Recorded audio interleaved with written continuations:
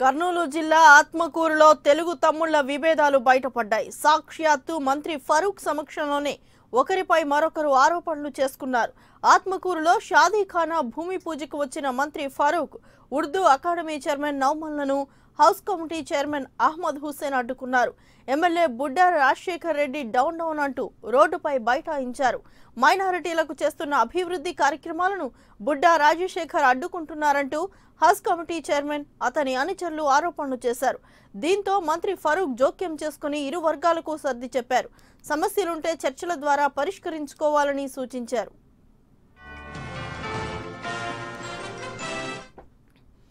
ఇక కర్నూలు జన్మభూమిలో తెలుగు తమ్ముళ్ల మధ్య విభేదాలు బయటపడ్డాయి. పూర్తి సమాచారం మా కర్నూలు ప్రతినిధి శ్రీనివాస్ అడిగి తెలుసుకుందాం.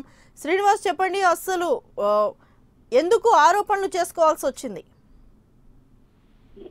రాష్ట్ర వ్యాప్తంగా జన్మభూమి కార్యక్రమం ప్రారంభమై నేడు రెండో రోజు జిల్లాలో ఎక్కడ కూడా ఎలాంటి నిరసనలు వ్యక్తం కాలేదన్న సమయంలో ఈరోజు రాష్ట్ర వైద్యారోగ్య శాఖ మంత్రి ఎన్ఎండి ఫరూక్ సొంత పార్టీలోని ఆత్మకూరులో నిరసనలు వ్యక్తం అడ్డుకోవడం అనేది ఆ పార్టీలో చర్చనీయాంశంగా మారింది.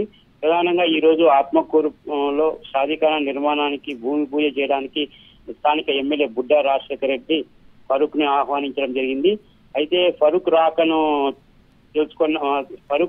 తెలుసుకున్న హజ్ కమిటీ చైర్మన్ అహ్మద్ హుస్సేన్ వర్గానికి చెందిన కొంతమంది పార్టీ కార్యకర్తలు తమకు మైనార్టీ కాలనీలో ఎమ్మెల్యే ఇళ్ల నిర్మాణానికి అడ్డు తగులుతున్నాడని, ఈ కార్యక్రమం సందర్భంగా మంత్రి కాన్వాయ్ని అడ్డుకుంటే సమస్య పొలికి వస్తుందని భావించి మంత్రిని అడ్డుకోవడం జరిగింది.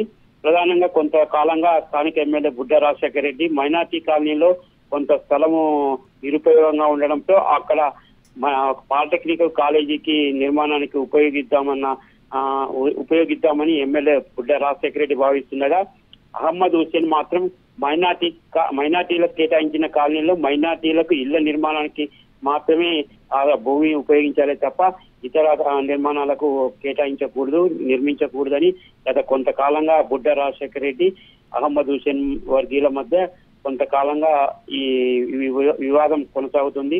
అయితే ఈ రోజు స్థానిక టీడీపీ పార్టీలోని మరో అహ్మద్ హుస్సేన్ వర్గానికి చెందిన కొందరు నేతలు మంత్రిని అడ్డుకోవడంతో ఎన్ఎండి ఫరూక్ కూడా నిరసనలపై ఆయన స్పందిస్తూ ఒకే పార్టీలోనే ఉంటూ ఈ విధంగా మన కాన్వాయ్ని అడ్డుకోవడం తగదని, ఏదైనా సమస్యలుంటే పార్టీ అధిష్టానం వద్ద కానీ తర్వాత ఇతర కార్యక్రమం అనంతరమైన సరే చర్చించి సమస్యను పరిష్కరించుకుందాం తప్ప ఇలా జన్మభూమి కార్యక్రమంలో మంత్రి కాన్వాయ్లని అడ్డుకోవడం అనేది తగదని, ఈ విధంగా ఈ ప్రచారము జిల్లా వ్యాప్తంగా ప్రచారం జరిగితే తెలుగుదేశం పార్టీకి రాబోయే జన్మభూమి కార్యక్రమం రోజుల్లో మరిన్ని నిరసనలు వ్యక్తమయ్యే అవకాశం ఉన్న దృష్ట్యా ఈ కార్యక్రమం అనంతరం మైనార్టీ కాలనీ సమస్యను చర్చించుకుందామని సర్ది చెప్పడంతో అక్కడికి వివాదం పరిష్కారమైంది.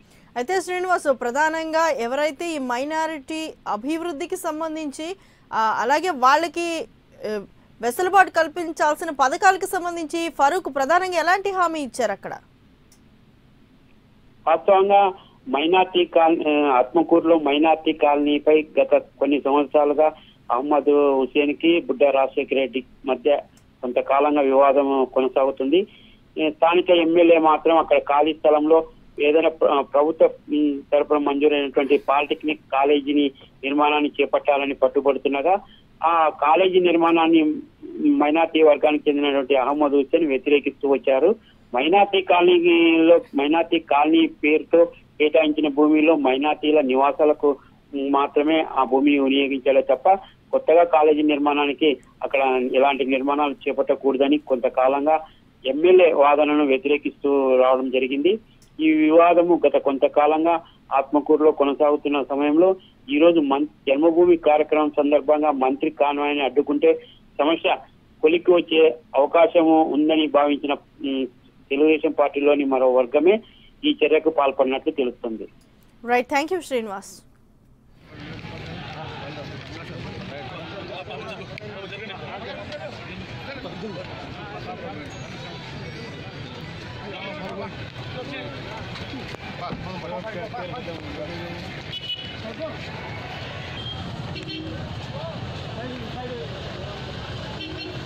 అడ్డుపడినాయి. 30 సంవత్సరాల నుంచి ఉన్న పార్టీలో 30 సంవత్సరాల నుంచి ఉన్నాము.